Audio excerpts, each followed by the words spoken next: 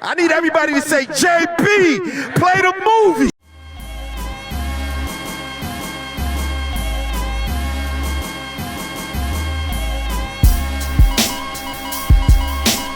Y'all already know what's going on, man. DNA, Get Money and Drink Water. We back here with another episode of Rivals. And this right here, this is iconic for me.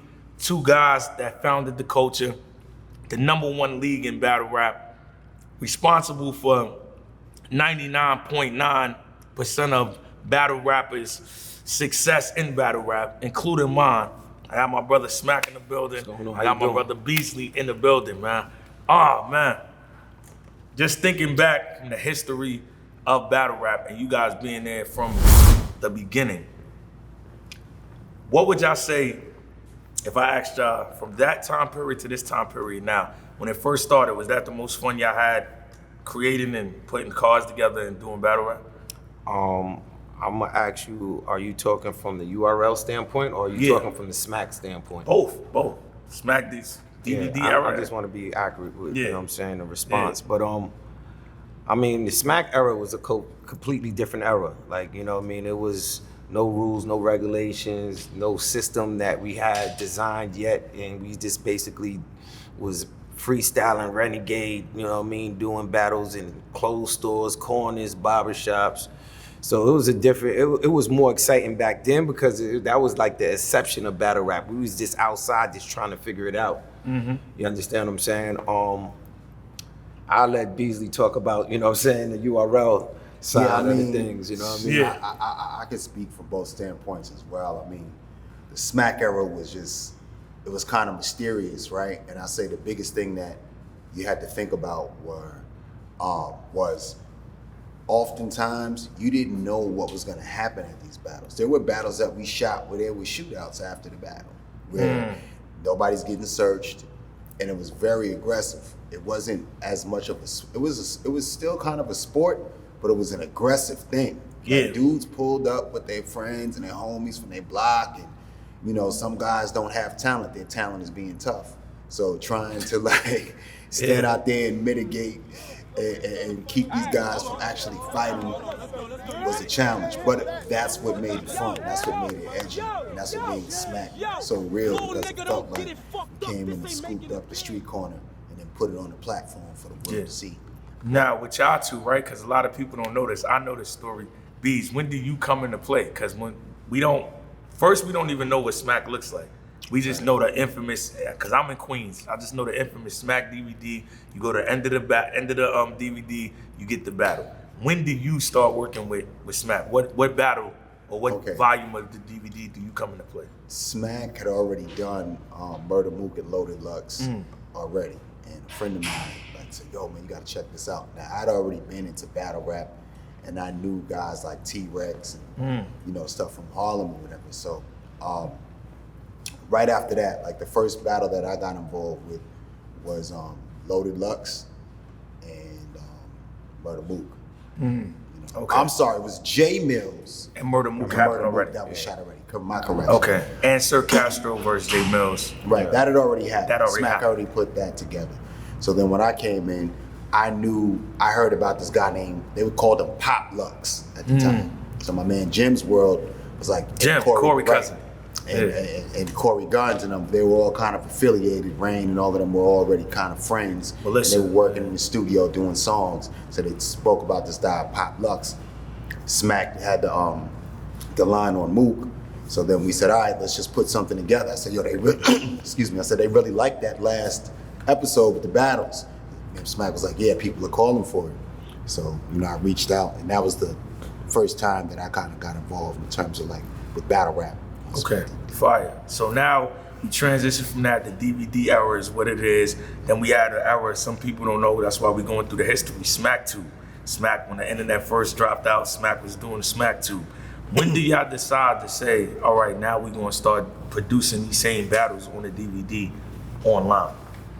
Well, basically, it was just trying to keep up with the technology at the time. Like, we was going through like a technology revolution at that time where it was going from digital, it was going from analog to digital rather. Like, you know what I mean? you know, the way we used to distribute the content back in the days was on a physical copy of a DVD. And now when the internet came out and YouTube came out, I think YouTube came out in like 2005.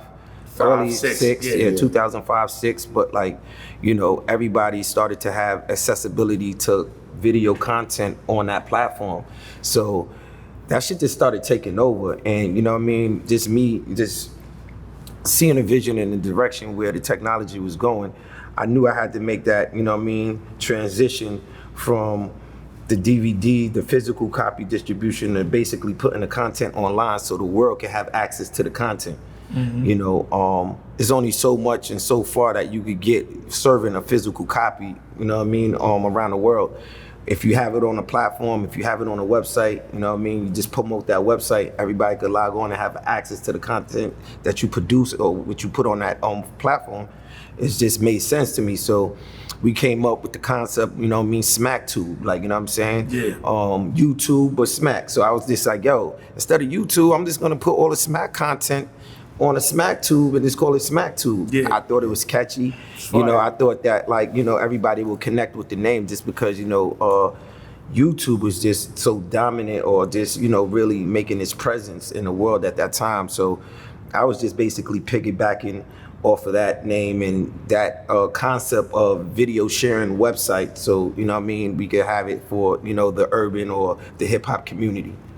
To another major point too, is there was a episode of the DVD that we worked really tough, you know, to get done, and it was out in real time. Like the bootleggers, it was so popular that they bootlegged it before we even had an opportunity to get it out to the world. And then with the emergence of World Star Hip Hop, they were taking all the content and uploading it to World Star. So they would kind of like put us in a position where they were beating us to the punch. Yeah. So that was one of the main reasons why we also decided to convert to going online. Now, in the DVD era, it was underrated because it was just the thing. You know, 50 got a mixtape, the Lox got a mixtape. You know, Jay-Z back in the day, Nas, everybody got mixtapes. Everybody's on the circuit. So in the DVD era, I feel like rivalries kind of got overlooked because it was just a competitive thing. So, you know, you got Smack DVD, you got Fendi, the Come Up DVD, you got French Cocaine City. But when y'all hit the internet, as soon as y'all come out, Grindtime comes out in 2008, URL comes out in 2009. And this is an original URL battle, or Smack battle, Math and T-Rex, because they obviously started from that platform. But a lot of people say that Math and T-Rex not happening on Grindtime is the reason why URL got started. What do y'all say to that? Because for those that don't know, Math and T-Rex started on Smack.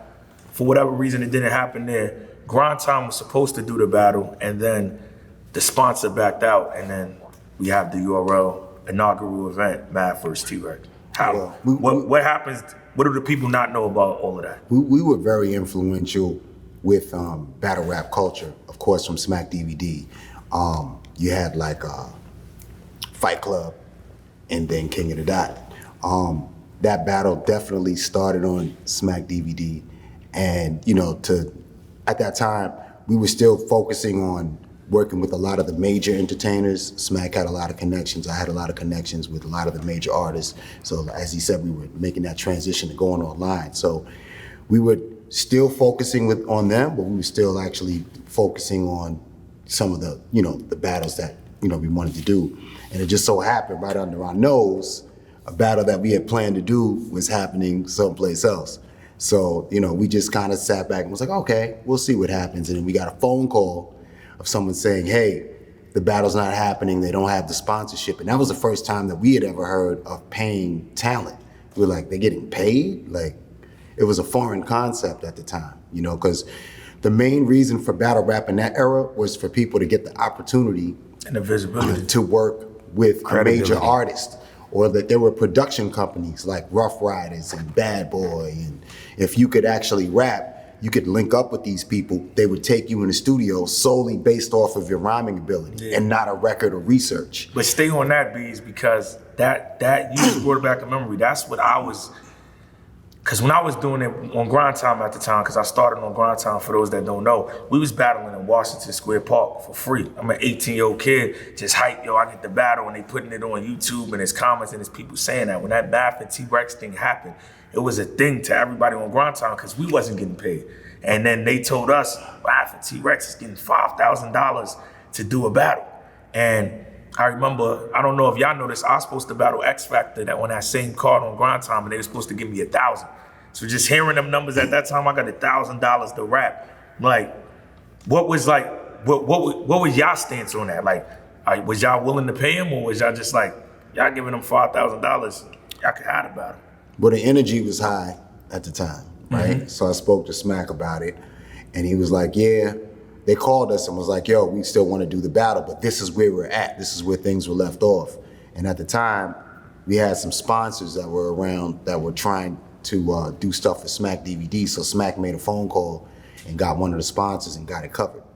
So that was on. And then from that point, we said, you know what? Well, if we're shooting that day, we might as well shoot more battles and just have them sitting for future Smack DVD episodes. But it just ended up turning into something else. So, in y'all mind, do y'all think that's when the rivalry kicked off?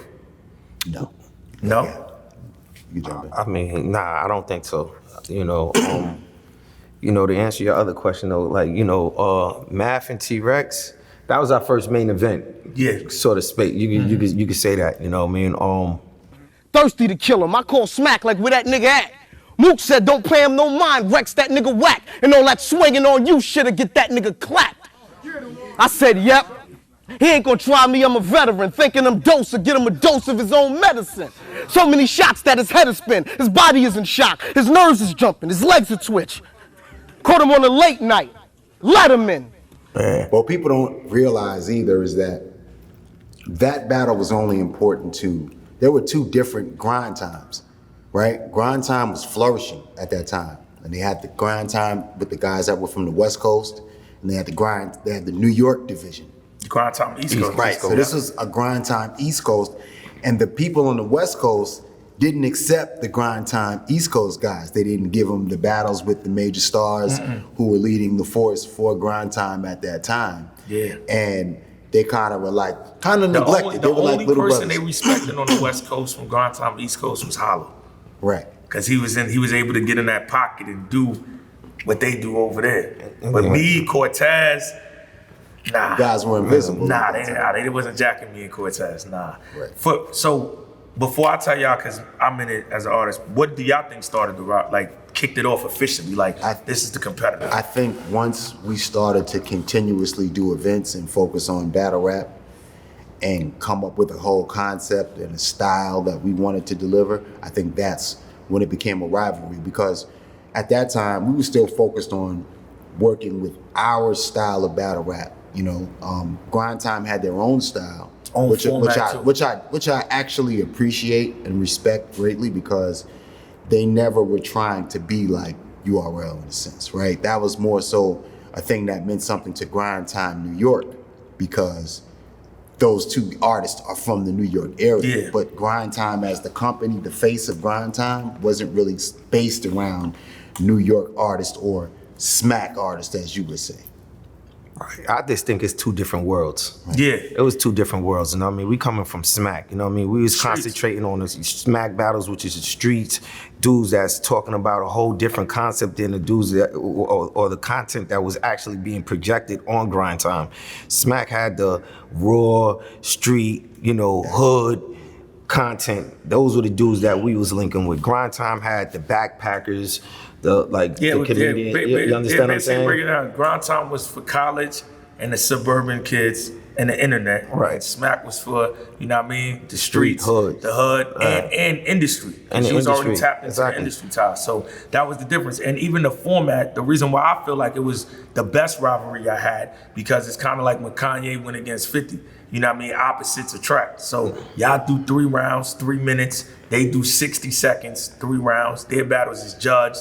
They have divisions, subdivisions, Grindtime East Coast, West Coast, Midwest, North. So it was like a whole different thing. For me though, I think the rivalry started October 31st, 2009. Because y'all had y'all event in Manhattan, and they had their event in Brooklyn. And me, I was, you know what I mean, tied on the other side. Yeah, I was on the other side. Nigga. I was tied in the middle because, you know what I mean, we ain't gonna say his name, but homie reached out to me and was like, yo, URL Smacking them wants you to battle on the event. I was supposed to battle X Factor.